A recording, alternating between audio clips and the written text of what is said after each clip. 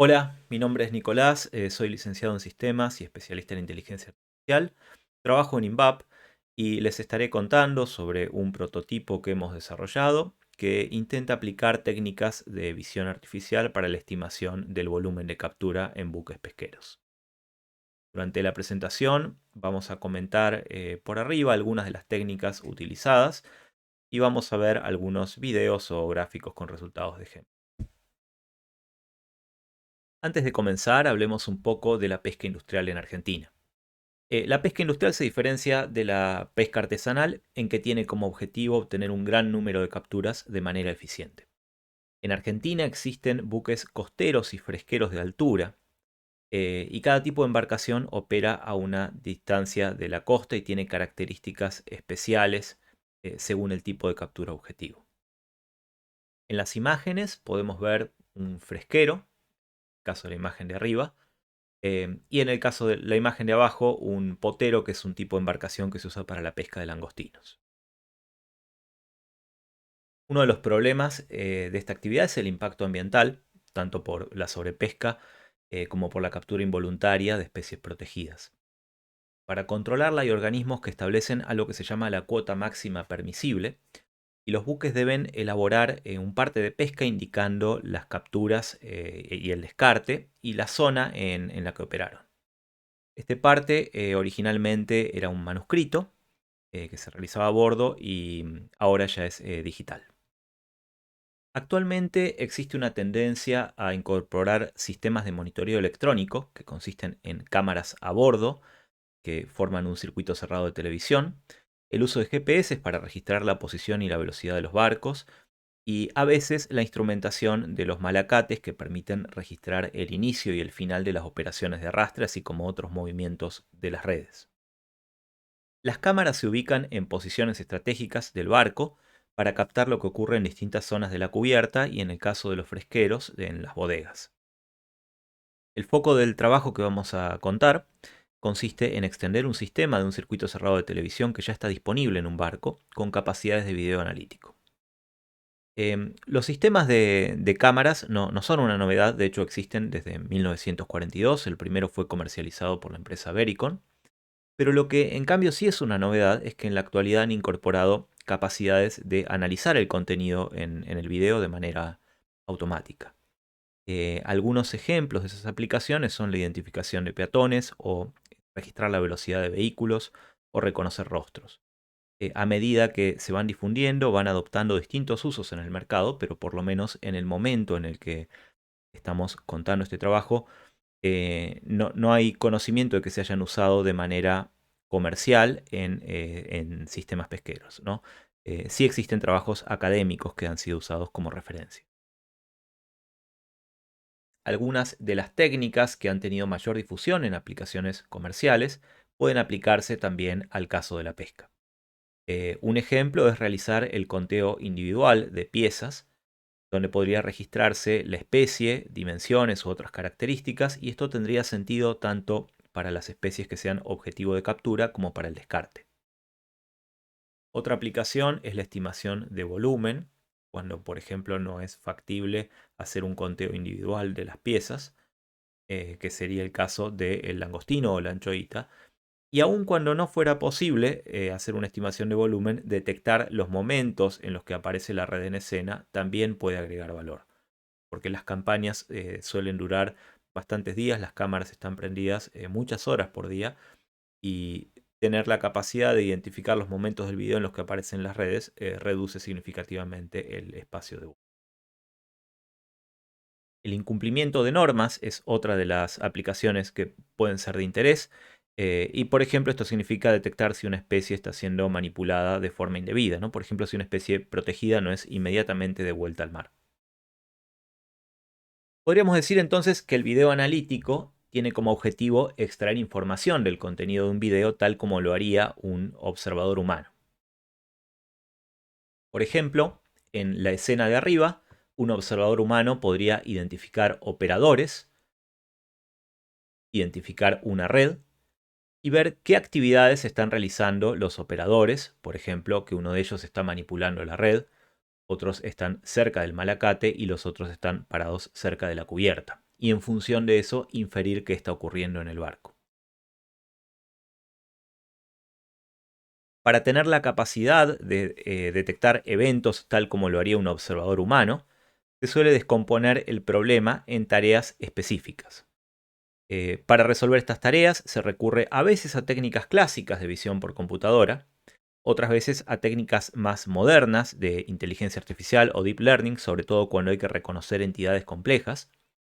Y en otros casos también se utilizan reglas de negocio, que son básicamente los eventos que uno quisiera detectar, como por ejemplo definir zonas de interés y decidir que algo importante está ocurriendo cuando hay presencia de un determinado objeto en esa zona de interés. Por ejemplo, si se detecta una red y esa red está en una determinada zona, puede indicar que está siendo descargada. Si los operadores toman determinadas posiciones en cubierta, puede significar que están haciendo alguna maniobra, etc.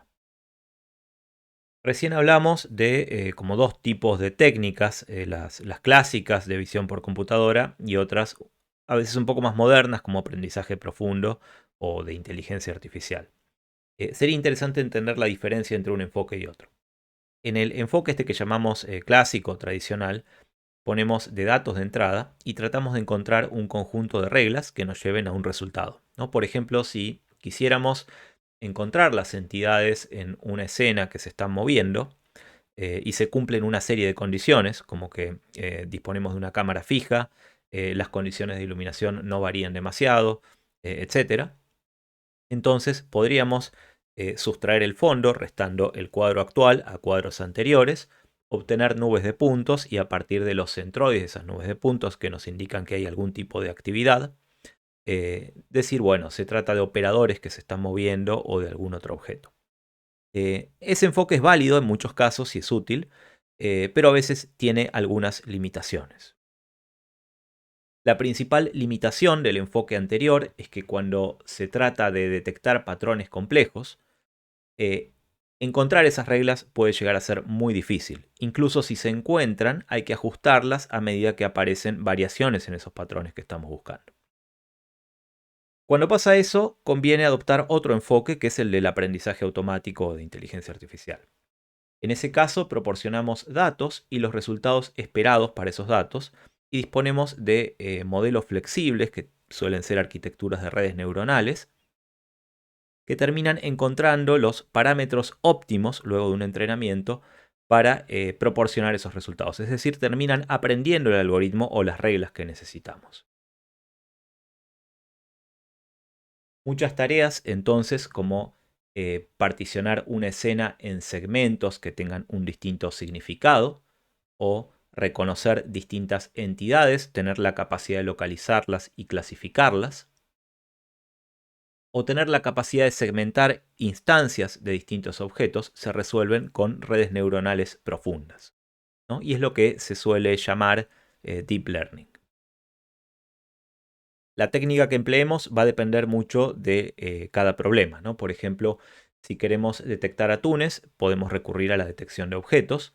Y si en cambio queremos estimar el volumen de presas más pequeñas, como por ejemplo langostinos o anchoita, podemos recurrir a algoritmos de segmentación. Es importante tener la capacidad de medir el desempeño de un algoritmo. A veces lo que queremos hacer es comparar el desempeño de un algoritmo de inteligencia artificial contra la capacidad equivalente que tendría un operador humano.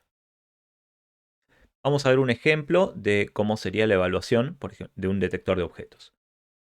Para evaluar, primero tenemos que tener algo que en inglés se llama ground truth o una tabla de valores verdaderos que probablemente han sido definidos por un operador humano, ¿no? En este caso, alguien ha indicado las regiones rectangulares donde hay operadores y lo que queremos ver es qué tanto se acerca la respuesta de un algoritmo a lo que ha identificado un humano. Para eso definimos como un verdadero positivo, es decir, un acierto cuando hay una alta superposición entre la región rectangular propuesta por el algoritmo y la del observador humano.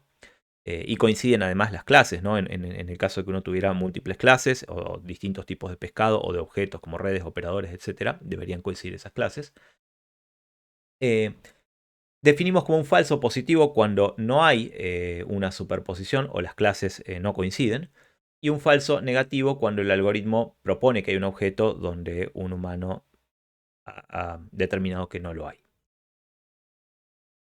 En este caso podemos ver la salida de un detector de objetos. El nombre del detector es YOLO 4, un algoritmo bastante conocido, que ha sido entrenado para reconocer especies que no son del mar argentino, pero sirven para ilustrar la idea. La tabla que vemos a la derecha tiene las 7 clases que es capaz de reconocer el algoritmo, que son 6 tipos de pescados y una séptima categoría, que es cualquier otro que no pertenezca a las primeras 6. Lo que vemos en las dos columnas del final de la tabla son los verdaderos positivos y los falsos positivos. Y una métrica, average precision o la precisión promedio, que nos da un indicador de 0 a 100% de qué tan bueno es el algoritmo detectando cada una de las clases, ¿no? Valores que superan el 70% se consideran suficientemente buenos para muchas aplicaciones. Vamos a ver un ejemplo de este algoritmo, por ejemplo, usado para detectar especies protegidas. En este caso tendríamos el objetivo de captura que pasa por una cinta. Y acá esto es un tiburón martillo, ¿no? Y lo que podemos hacer es registrar en una base de datos los momentos del video en los que aparece alguna especie, como para restringir la fiscalización a esos intervalos y no tener que ver todos los videos. En este otro caso vemos otro detector de objetos que ha sido entrenado para detectar operadores, redes y pescados, pero en este caso pescados no como especie objetivo, sino como especie de descarte, ¿no? Porque en este caso la aplicación es para la pesca de langostinos. Detectar objetos a veces es suficiente para encontrar el evento que se está buscando, por ejemplo, si hay presencia de una especie protegida. Pero en otros casos no alcanza con detectar objetos, sino que además es necesario tener la capacidad de seguirlos en un video. Esa tarea, que es muy simple para un humano, para un algoritmo puede ser compleja. Un algoritmo tiene que tener la capacidad de asignar una identidad a un objeto en un cuadro y saber que en los cuadros siguientes se trata del mismo objeto. Eso tiene algunas dificultades porque a veces los detectores de objetos pueden fallar, por ejemplo, si un operador se confunde con el fondo, como en este caso que todos tienen vestimenta de color rojo y hay una parte del barco que también es roja, pueden ser también tapados por las redes en el momento que se esté manipulando y el algoritmo tendría que saber una vez que las redes salen de escena cuál era cada operador, etc. Si bien es un problema complejo, a menudo el seguimiento se resuelve con técnicas clásicas de visión por computadora. Las técnicas que hemos visto nos informan sobre la presencia de determinados objetos, su localización, tipo o eventualmente trayectoria, pero generalmente no responden directamente a las preguntas de los eventos que quisiera ver el usuario final de uno de estos sistemas. Por lo tanto, debemos asignarle una interpretación. Las reglas de negocio son la forma de expresar mediante algoritmos lo que quisiera saber un usuario final. Una técnica sencilla y efectiva es la definición de lo que se llaman regiones de interés, a menudo abreviadas ROIs. Las regiones de interés son zonas poligonales y es posible asociarlas a eventos, como por ejemplo contar si un objeto sale de una zona e ingresa en otra, o el tiempo que permanece. En este ejemplo vemos cómo se usan para contar, en este caso se trata de atunes, es solo un caso de ejemplo, donde se definió una zona que es como un recipiente y a medida que van ingresando nuevas piezas se va incrementando un contador. Este mismo concepto puede usarse, por ejemplo, en cintas transportadoras.